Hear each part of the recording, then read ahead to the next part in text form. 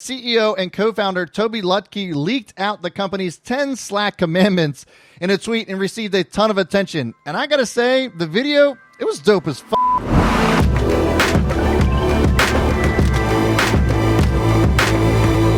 In this video, I'm going to give you a few stocks that have had some considerable moves, yet stand to go even higher. And no, I'm not talking small amounts here either. These are good quality companies that stand to become increasingly valuable as we enter into this phase of whatever we call the new normal. And I hate using that term, new normal, but it is what it is. The Rona has impacted us to the point that we as a society are forever changed in the activities that we once thought were normal and turned them upside down. But with drastic changes like these, there are even bigger opportunities to build wealth. First off here, it's Crowdstrike. Ticker symbol CRWD was first brought to this channel 2 months ago when it was sitting at $70 a share. Hope y'all are happy with that one. And it has since gone up to a recent high of over $118 just yesterday. Think this is too high? Think again. Don't let all-time highs scare you off here. This has plenty of room to run still, and I could easily see this hit $200 a share by the end of the year.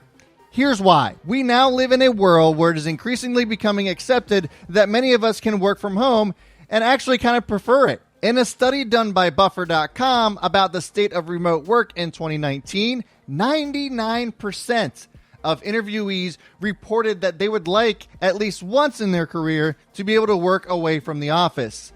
And that was in 2019. Now, the Rona has significantly exacerbated the remote work phenomenon, guys. The cat's been let out of the bag, and there is not a shot in hell you're getting it back in. 97% of Goldman Sachs employees worked remotely during the pandemic, and everything ran as normal. In fact, they were even more efficient. Facebook, as we all know, plans to have 50% of their employees working from home within the next 5 years, and there are so many stories like this from larger Fortune 100 companies to the small businesses. CEO George Kurtz and his team designed Crowdstrike specifically for the cloud, away from on-premise only solutions and towards endpoints of connected devices. This is perfect for businesses looking to protect their remote workers, as they can identify and fight threats with crowdsourced data.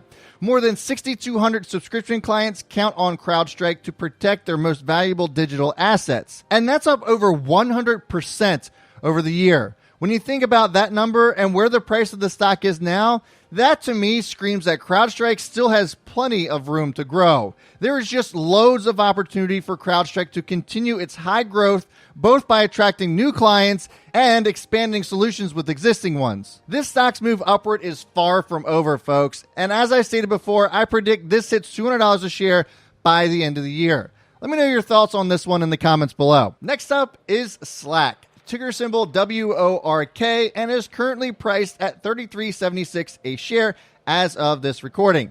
Slack has really lagged the rest of the market when it comes to the remote work type plays, but I'm willing to bet that this doesn't last much longer. Email is increasingly becoming obsolete, and this is where Slack really shines.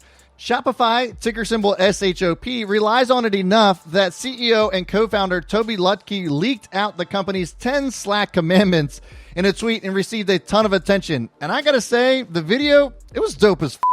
Take a look at this clip. Number 4, use emojis and use them a lot. Yeah, go and get expressive, go and show them what you got. You could use them as reactions or a read receipt. Thumbs up, rocket ship, or you could keep it unique. It's a quick way to jump in and give you 2 cents. Go and let them know, don't keep them in suspense. Yo, but any way you slice it, it's a nice thing to see.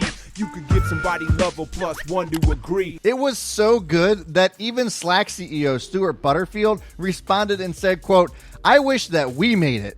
When a company's product has raving fans, and in this case, fans who love the product enough to make dope as videos about it, that's saying something. Speaking of Stuart Butterfield, Butterfield suggests in an interview with Yahoo Finance recently that Slack is preparing to kick its acquisition strategy into high gear. Up to this point, Slack has been growing so rapidly that they have just been managing the insane amount of growth they've been experiencing and nothing else. Now, though, Butterfield is beginning to suggest that it's all about the change, and they want to start acquiring companies that will add value to theirs. He said, quote, We want to be a lot more aggressive. Obviously, valuations are high across the board, and now we're in a better position. We have 120,000 customers. It makes more sense to us as an avenue for distribution, but also just to kind of accelerate the roadmap because there is so much that we're working on, and we think that this is really important. Now, what he means by this is that many tech companies have seen their value skyrocket recently, as we all have since the pandemic, Slack included, and that they want to be able to capitalize on this opportunity. Getting into some of the numbers here, though, Slack added 90,000 net new free and paid organizations as clients last quarter, which set a new record for them, one that I anticipate them continuing to crush. Active users now spend an average of 120 minutes per day actively interacting on Slack, and most are connected at least 10 hours per day, according to the data supplied in the latest earnings report. Now, some may argue that they have some stiff competition with Microsoft Teams, Citrix, and others, but Slack really appeals to the millennial and under crowd, whereas its competitors really just don't. This is where Slack will really be able to compete, which is why I see this continuing to climb. I think $50 is very achievable for this stock by the end of 2020. Next, it's Zoom. And I know, it's trading 90 times its sales, but hear me out here. Ticker symbol ZM is currently trading at $274 a share and was first introduced on this channel at $113 a share. I got so much for loving on the stock back then. The Facebook is going to crush them, or you don't know what you're talking about. Teams is where it's at. They're going to take everything over. No, guys. Zoom is just on another level, and it doesn't even come close. Zoom continues to add a record number of subscribers and expand enterprise customer base amid the Rona-generated remote working and online learning trend.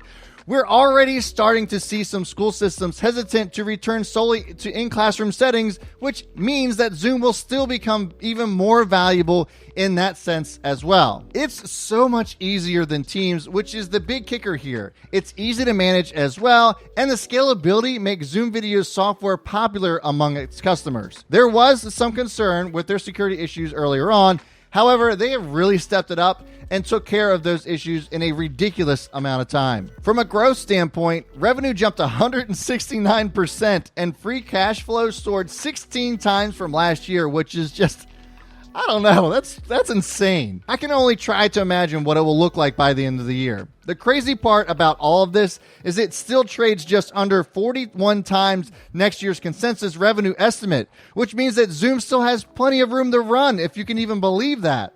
Zoom isn't going anywhere anytime soon, but up, in my opinion. Look, I hear you. The stock may seem overvalued by every possible metric there is, but as long as its user base keeps growing like this, so will Zoom. I look for this to be north of $350 a share by year's end. Are you enjoying this list so far? If so, consider clicking the join button next to subscribe to become part of the Chaos Crew. Get some sweet looking badges, a daily watch list exclusive to the crew, and a weekly Q&A with me that's private to channel members. If that's something that interests you and you would like to help support this channel, I would love to see you there. Up next, there's FSLY. Ticker symbol FSLY is currently trading at $97 a share as of this recording, as it's just been downgraded from analysts from its near $103 all-time highs, which in my opinion is bullshit. And I mean, I gotta take a second here, and because FSLY was first brought to this channel when it was sitting at $34 a share just 2 months ago. Hey Steve, can I get a hell yeah? Thanks, buddy. FSLY is what's called an infrastructure software provider and is like the jack of all trades when it comes to the remote workspace. They have video conferencing, content delivery, cloud computing, cybersecurity, among many other services. As the majority of people continue to work from home, most companies need to move a bulk portion of their workloads to the cloud and provide required internet speed, which is where FSLY comes into play, and hence the name. And I can already see the comments. But Brad, it's already up 300%. Are you kidding me? Are you insane? What the hell's wrong with you? No, I'm not. And here's why. FSLY was just one of the very few companies that not only kept their outlook this year, but they increased their outlook. Its expected earnings growth rate for the current quarter is 55.7% compared to the first quarter, which is absolutely insane. I bet they even beat that number. Even Shopify uses Fastly's technology for some of its website services, and that relationship is a massive one for Fastly, who is still technically a smaller company. But in my opinion, that's nowhere near the only opportunity Fastly has for future growth.